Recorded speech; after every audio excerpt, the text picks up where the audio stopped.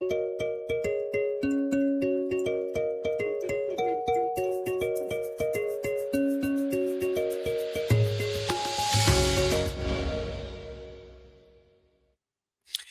a todos y bienvenidos a un nuevo episodio. Hoy vamos a hablar de algo que apuesto que casi todos los que nos escuchan están sintiendo en este preciso instante, en mayor o menor medida. No es dolor físico, no es una lesión, es ese peso invisible detrás de los ojos, esa sensación de que tu cerebro tiene 50 pestañas abiertas al mismo tiempo y todas están reproduciendo video a la vez. Así es. A esto lo llamamos el agotamiento mental, Chris. Es curioso cómo nos hemos acostumbrado a vivir en un estado de fatiga crónica, fatiga cognitiva crónica. Nos levantamos cansados, trabajamos exhaustos, nos acostamos con el cerebro hiperactivado y lo peor es que tratamos como si fuera el precio normal que hay que pagar por vivir en la sociedad moderna. Oye, totalmente. Y para entender hasta qué punto esto puede llevarse al extremo, me gustaría que empezáramos viajando mentalmente a Japón. Cuando pensamos en productividad, sí, vamos a viajar. Cuando pensamos en productividad y tecnología, Japón suele ser el referente absoluto, pero también es el espejo en el que deberíamos mirarnos para ver los peligros del agotamiento extremo. Exacto. En Japón el problema es tan sistémico que el lenguaje ha tenido que crear palabras específicas para describir las consecuencias extremas de estrés laboral. Seguro que a muchos les suena el término karoshi. Sí, creo que sí. Karoshi significa literalmente militar o morir por exceso de trabajo. Muerte por colapso cardiovascular o derrame cerebral, debido a jornadas laborales desmesuradas. Pero hay otra palabra menos conocida y quizás más escalofriante en el contexto del cansancio mental, y esta es el karo jisatsu. Espero estar bien pronunciado, pero es karo jisatsu. Ese término hace referencia al suicidio derivado del sobreesfuerzo y la depresión provocada por el entorno laboral. No hablamos solo de cansancio, hablamos de una sobrecarga del sistema nervioso tan brutal que altera la química cerebral, eliminando cualquier capacidad de resiliencia o de ver una salida. Es que es impactante. Y luego está el fenómeno del hikikomori. Los jóvenes y adultos se aíslan por completo en sus habitaciones durante meses o incluso años, incapaces de poder procesar las demandas sociales y laborales del exterior. Japón ha sido la vanguardia de la hipermodernidad, pero también ha sido el canario en la mina de carbón sobre el agotamiento mental humano. Lo fascinante y trágico al mismo tiempo de la cultura laboral japonesa tradicional es el concepto de gaman, que se traduce como la capacidad de aguantar, tolerar lo insoportable con paciencia y dignidad.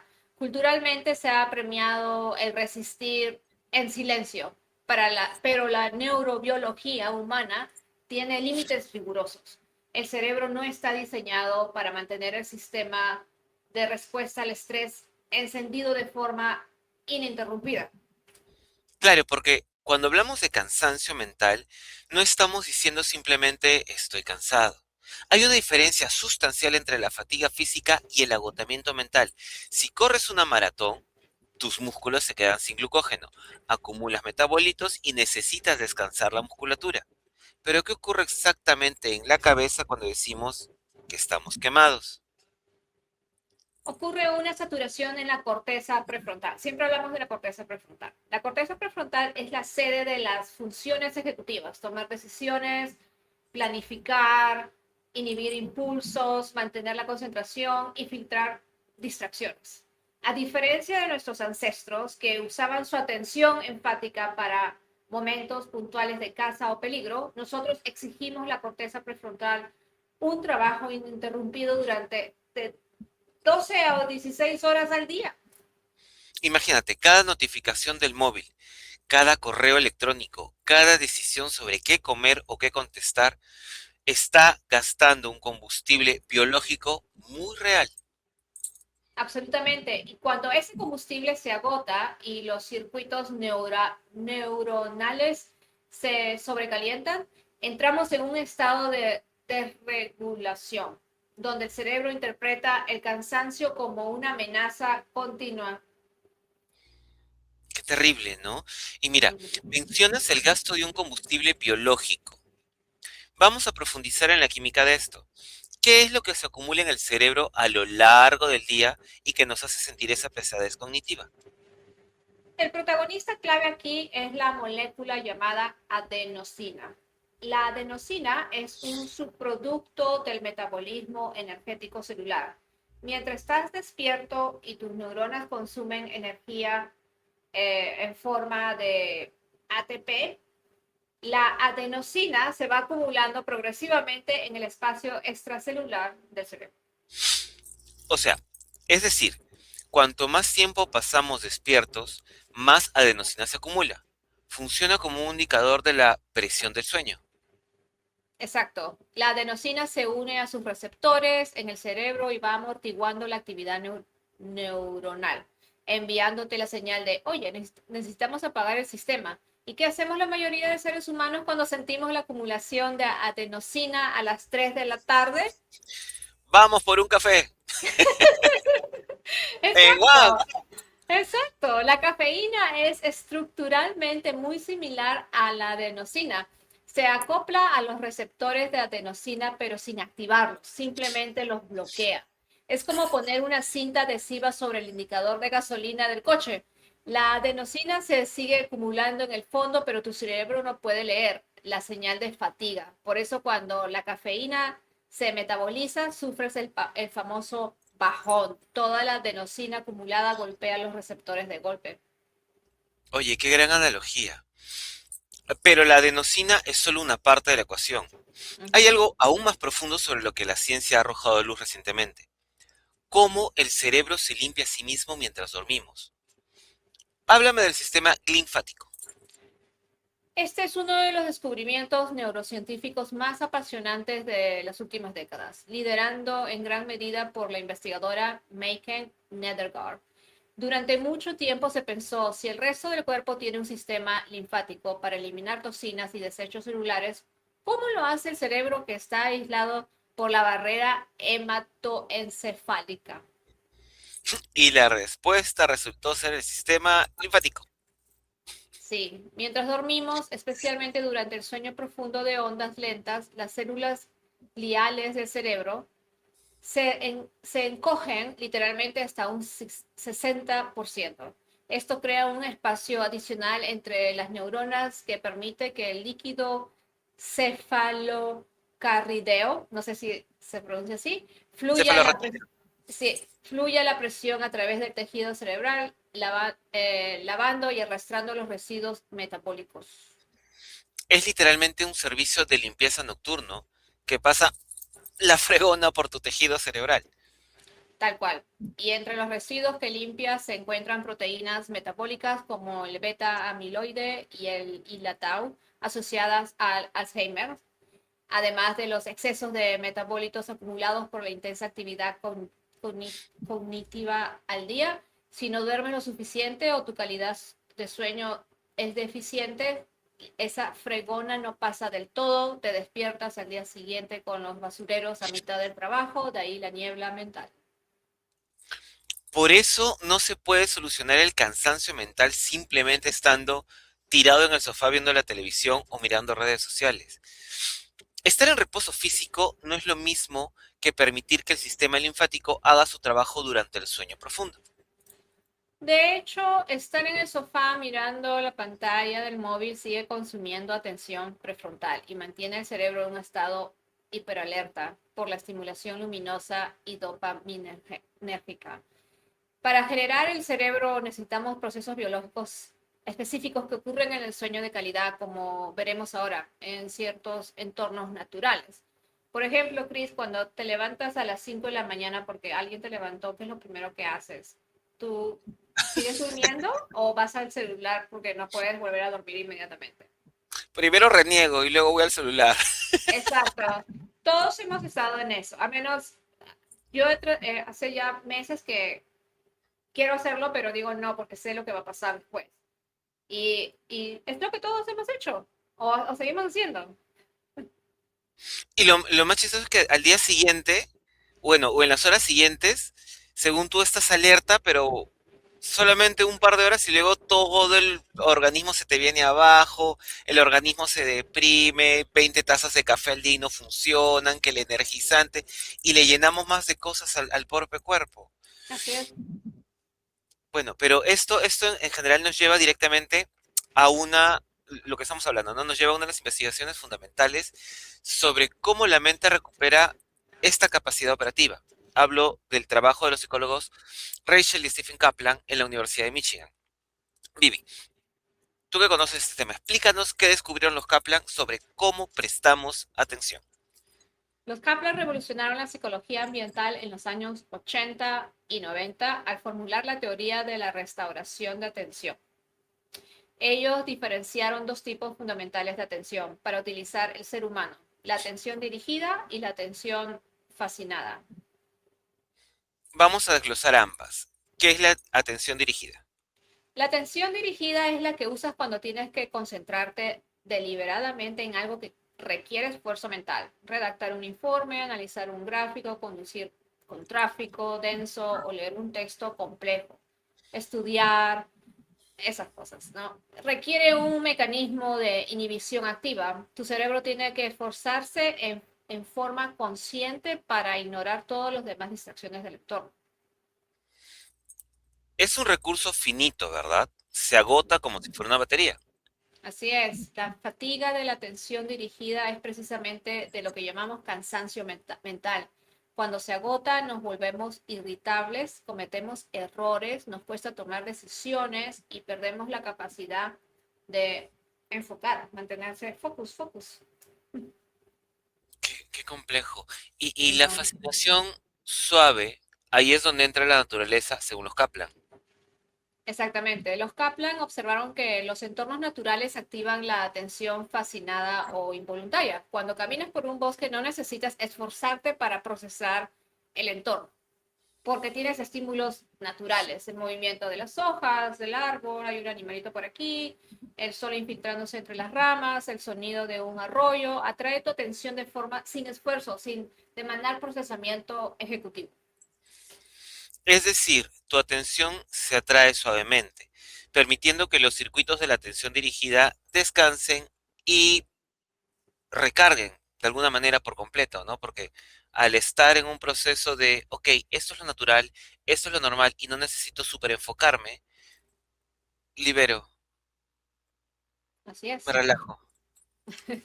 Los Kaplan identificaron cuatro componentes clave que debe tener un entorno para ser verdaderamente restaurador. Fascinación, debe captar la atención sin esfuerzo, estar alejado, un distanciamiento físico y mental de las rutinas cotidianas y las obligaciones, ¿no? O sea, si estás trabajando todo el día, un día que, ¿no? Te mantienes alejado de todo eso, es un break, ¿no? Es un descanso. La extensión o amplitud debe sentirse como un mundo lo suficientemente rico y estructurado como para explorarlo. Compatibilidad, debe haber una resonancia entre lo que el individuo desea hacer y lo que el entorno le ofrece. Lo que me parece fascinante del estudio de la Universidad de Michigan es que demostraron que no hace falta irse un mes a una cabaña en la montaña para notar esos efectos. Uh -huh. Incluso breves interacciones con entornos naturales urbanos o la simple visión de imágenes de la naturaleza pueden empezar a restaurar esa capacidad de atención dirigida. Sí, hay experimentos de Mark Berman que continuó la línea de trabajo en Michigan mostrando cómo un paseo de 50 minutos, no una hora o dos, 50, por un parque arbolado mejoraba significativamente la memoria de trabajo y la capacidad de concentración en comparación con un paseo por un entorno urbano de la misma duración. La ciudad exige una atención dirigida constante para no ser atropellado, esquivar a la gente, procesar, tú sabes, anuncios, los rateros, el celular que no podemos sacar. Eh, el bosque, en cambio, invita a la restauración. Wow. De Ujú. verdad, cuántas cosas tenemos que ir procesando y cuántas cosas tenemos que ir revisando, ¿no? O sea, es nuestro día a día y no conocemos cómo trabaja nuestro organismo. Qué fácil es conocer cómo trabaja nuestra laptop, la Mac, el celular, el Android, el iOS, el Linux, lo que sea. Cómo funciona nuestro carro, que ahora ya no es a gasolina, que es a batería. Y no sabemos cómo funciona nuestra mayor máquina, que es nuestro cuerpo, nuestro cerebro. Bueno, Yeah. No, pero no, para sí. ver esto, ¿no? Volvamos a Japón porque allí, si hablamos de tecnología, volvemos a Japón, porque allí no solo identificaron los problemas más graves del agotamiento moderno con términos como el karoshi, sino que también desarrollaron una de las medicinas preventivas más fascinantes que existen. Hablo del Shinrin-yoku. Ya, Shinrin-yoku, que se traduce literalmente como un baño de bosque o sumergirse en la atmósfera del bosque, en la década de los 80, la Agencia Forestal de Japón lo propuso formalmente como una iniciativa de salud pública para combatir el estrés masivo de la población trabajadora y de paso poner un valor a las masas forestales del país. Mucha gente puede pensar, bueno, un baño de bosque es simplemente dar un paseo por el campo, una frase bonita para hacer senderismo. Pero la medicina forestal japonesa, liderada por doctores como King Lee de la Escuela de Medicina de Tokio, han demostrado que hay una química analizable ocurriendo en el ambiente del bosque. Absolutamente. No es solo una experiencia estética o psicológica, es una interacción, perdón, bioquímica directa entre las plantas, la fisiología humana, las grandes protagonistas aquí son las fitoncidas. Ese término suena casi de ciencia ficción. ¿Qué son exactamente las fitoncidas? Son compuestos orgánicos volátiles, esencialmente aceites esenciales, que los árboles y plantas liberan al aire para protegerse de bacterias, insectos y hongos. Términos químicos como el alfa-pinenos, limonenos o betapinenos son ejemplos de estas sustancias. Son, por así decirlo, parte del sistema inmunitario del propio árbol. Qué interesante. Y cuando caminamos por un bosque denso, especialmente de coníferas, estamos inhalando constantemente estos compuestos. Uh ¿Qué -huh. ocurre cuando entran en nuestro organismo? Los estudios del doctor King Lee han arrojado datos demoledores. Al inhalar filotocidas, nuestro cuerpo responde con una disminución drástica de los niveles de hormonas de estrés, principalmente el cortisol y la adrenalina. Pero lo más sorprendente es el impacto en el sistema inmunitario humano. Te estás refiriendo al aumento de las células NK, ¿verdad? Exactamente, las células natural killer, asesinas naturales, son un tipo de linfocito crucial para nuestro sistema inmunitario innato, encargadas de identificar y destruir células infectadas por virus o células potenciales tumorales. El doctor Lee demostró que una estancia de 2 días en un entorno forestal incrementaba la actividad y la cantidad de células NK en más de un 40%. Y lo más increíble, este efecto protector se mantenía elevado hasta 30 días después de haber regresado a la ciudad. Un mes entero de inmunoprotección y reducción de estrés por pasar un fin de semana en el bosque. Sí, Es una intervención médica de una eficacia tremenda y sin efectos secundarios, solamente con totalmente. estar enfrentado a la naturaleza. Sí, así es, así como lo dices, Chris. Y no solo actúa sobre el sistema inmunitario, sino modula la forma directa de la arquitectura de nuestro sistema nervioso autónomo. Oye, qué interesante. ¿Será por eso que cuando vemos estas series, películas, no sé, japonesas o asiáticas en general, vemos que alrededor de toda la urbe y de toda la ciudad hay unos grandes bosques alrededor, hay parques gigantescos para que la gente pueda, ¿no? De alguna manera pasear, porque sabemos el estrés en el que están obviamente sumergida la gente asiática por todas estas cantidades de demandas laborales que tienen y demandas educativas. Qué interesante, no solamente han llevado su proceso de enfrentarse al quemarse cerebralmente con temas de escritorio, sino a la vida misma, a la vida en general. Qué muy interesante. Pero, pero antes de seguirme yendo por otros lados, vamos a detenernos un momento en esta parte del sistema nervioso porque creo que es el nexo de unión de todo lo que hemos hablado el día de hoy. ¿Cómo es que equilibra la naturaleza la balanza entre nuestro modo lucha o huida o Ujú. nuestro modo descanso y digestión?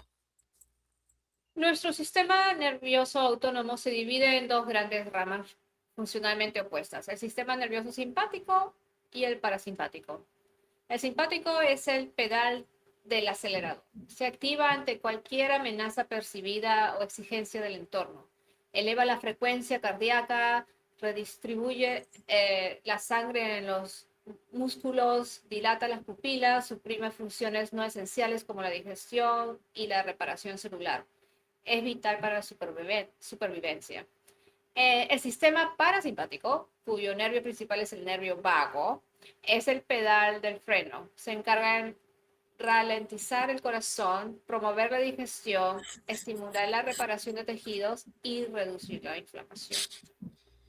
El problema de la vida urbana moderna no es que el sistema simpático se active, sino que se queda atascado en la posición de encendido. Así es, el cerebro no distingue bien entre la amenaza real de un depredador y la presión constante de una entrega de trabajo, una discusión financiera o la sobreestimulación digital. Interpretamos el entorno moderno como una amenaza permanente, lo que mantiene el sistema simpático hiperactivo. Esto provoca hipertensión, inflamación crónica y fatiga mental. Y cuando entramos al bosque, El freno parasimpático se activa casi de inmediato. Los patrones visuales fractales de las ramas, hojas, el sonido del viento, que el cerebro lo interpreta como la ausencia de depredadores, el olor de la tierra mojada. Las fitoncidas provocan la caída inmediata de la presión arterial, de un incremento significativo en la variabilidad de la frecuencia cardíaca que es un BFC. Una BFC más alta indica un sistema nervioso flexible y un tono parasimpático saludable. es maravilloso ver cómo la ciencia valida lo que nuestra intuición siempre ha sabido. No somos criaturas diseñadas para habitar exclusivamente en cajas de hormigón iluminadas con luz fluorescente y mirando cristal de silicio. Biológicamente, pertenecemos a la Tierra. Somos primates evolucionalmente moldeados para responder a los estímulos naturales, Chris. Cuando privamos al cerebro de esos estímulos y lo sometemos a exigencias artificiales continuas, el resultado inevitable es el colapso que vemos hoy en día. Por ejemplo, escucho muchas, tanto mujeres como hombres, quejarse de que no pueden bajar de peso, por ejemplo. Y ahí tiene que ver casos de estrés. Y la mayoría de ellos es porque no van ni siquiera al parque, solamente están trabajando. Es que hoy por hoy la vida tan continua es trabaja, trabaja, genera dinero, paga tus deudas, que la gente se olvida que tiene que salir a caminar, tomarse sus minutos de relajo. eh, No es solamente pagar deudas, es que están pensando en el futuro del retiro, por ejemplo, ¿no? También, Hablaba con mis amistades de que ya están pensando cuánto están aportando todos los meses para el retiro, para retirarse a los 60 años o a los 65 años y tener una buena cantidad. Entonces hay un estrés ahí, ¿no? Con eso. claro, claro, y es que es una falta de previsión dentro del exceso de previsión que tuvimos en el lapso de nuestra vida. Parece un juego de palabras tonto, pero dijiste, voy a conseguir mi casa, voy a conseguir mi esto, que mi carro, que las deudas, que los estudios, y te olvidaste que había un futuro más allá y que nuestro futuro más allá no nos mantiene con los 25 o 30 años. Y todo esto, pues, ¿no? Genera el estrés, el trabajo. Uy, no, qué terrible. Pero bueno, si tuviéramos que resumir una hoja de ruta simple para las personas que nos están escuchando u oyendo o viendo o sintiendo, ahora mismo en el autobús, en el tráfico o en su oficina sintiendo este agotamiento profundo, ¿cuáles serían los pilares esenciales? Bueno, puedo mencionar uno. Protege tu sueño para limpiar el cerebro. entiende que el descanso nocturno o sea, mira el descanso nocturno no como un lujo, sino como un proceso activo de desintoxicación a través del sistema linfático. Ok, aplica como dos. Aplica la restauración de la atención.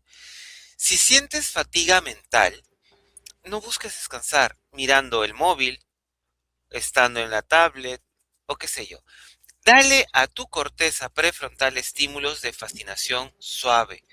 Mira por la ventana a los árboles, ve a un parque urbano o camina sin un destino fijo. Otra que puedes hacer como tres, haz dosis regulares de Shinrin-yoku. Busca al menos un par de horas a la semana para sumergirte en un espacio arbolado denso. Respira hondo. Deja que las fitoncidas actúen sobre tu sistema inmunitario y permite que tu nervio vago devuelva el equilibrio a tu sistema nervioso. Una receta simple, gratuita y validada por la neurociencia más avanzada. Vivi, como siempre, un verdadero placer charlar el día de hoy contigo. Este tema está muy bonito. Vayamos a abrazar árboles, por favor. Exacto, y no se olviden de que siempre hay tiempo, siempre hay tiempo. Si, por ejemplo, cuando me tengo que almorzar, tengo una hora de lunch, de almuerzo. Uso 20 minutos, 25 para almorzar y de ahí me voy a caminar alrededor de mi casa porque hay árboles y todo. La verdad que ayuda mucho porque es un break muy grande para lo que estás haciendo, o sea, en tu trabajo o estudios. Ahora, ok, no, Viviana, solamente tengo media hora, ok. ¿Cuánto tiempo te demoras en comer? ¿10 minutos, 15? Tienes 15 minutos para caminar. No, Viviana, porque no me gusta caminar. Ok, entonces ya depende de ti qué es lo que quieres hacer, ¿no? Exacto, porque al final del día, tú sabes cómo descansas, tú sabes cómo te enfrentas a la almohada y tú sabes si es que cargaste o no recargaste sus energías al inicio de tu mañana. Tú te das cuenta de eso. Porque amaneces cansado, porque amaneces con la boca seca, porque amaneces con los ojos resecos, porque no descansaste, porque tu organismo no tuvo la complicidad completa en todos sus sistemas para que todo se regenere adecuadamente. No es simplemente, me cansé, el cerebro lo tengo cansado. No, el organismo es uno solo.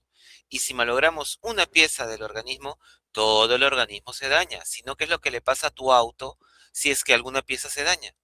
Exactamente es lo mismo. Acuérdense que el estrés está ligado con muchas enfermedades. Hemos hablado del tema anteriormente, hemos hablado de traumas y el estrés es muy peligroso. Sí, a veces nos estresamos. Hoy día tuve un día muy pesado de trabajo, estuve haciendo muchas cosas que hice. Cada hora me levantaba por 3 a 5 minutos. Y eso me ayudó a estar ahorita aquí, porque si no estuviera en otra Claro. posición distinta. O sea, hay que buscar técnicas como parar un ratito y decir, ok, me voy a estirar, voy a respirar. Y Hablé eso con... es algo, perdón que te corte, eso es algo muy importante de lo que hemos hablado en algún momento con el tema de ansiedad y la gente no lo liga al estrés. Nosotros hacemos irrupciones del pensamiento o detención del pensamiento. Empiezan las ideas, ¿no? Y es, ¿cómo las paro? Alto, tengo que hacer algo. En tu caso es un, vámonos, 5 minutos a caminar. Vámonos, 5 minutos a hacer algo. Y cortaste tu estrés, que era lo más importante. No es O solo sea, cortar el estrés, es darle a tu cerebro un momento de, cuando ganas algo, ¿cómo lo llamas en español? Perdón. Cuando gratificación. ganas satisfacción. Tu cerebro sabe que en una hora va a tener 5 minutos de break. Entonces, como tú trabajes, estudies o cualquier proyecto que estás haciendo, va a Exacto. ser mucho mejor. La productividad va a ser más rápida y tu estrés va a ir por abajo. Ese es tu cerebro, nuestro cerebro actúa así. Tienes que engañar a tu cerebro, por decirlo así. Hay que O sea, hackear el sistema. 50 minutos de trabajo, 5 minutos de descanso, te paras, te estiras, te tomas un té. Yo personalmente dejé la cafeína hace un año exactamente, ya no tomo cafeína porque siempre lo reemplazaba por por lo que estamos hablando ahora, y no tomo cafeína para nada. Me costó muchos meses, no lo voy a negar, pero lo hice. Y la verdad que mi vida cambió bastante.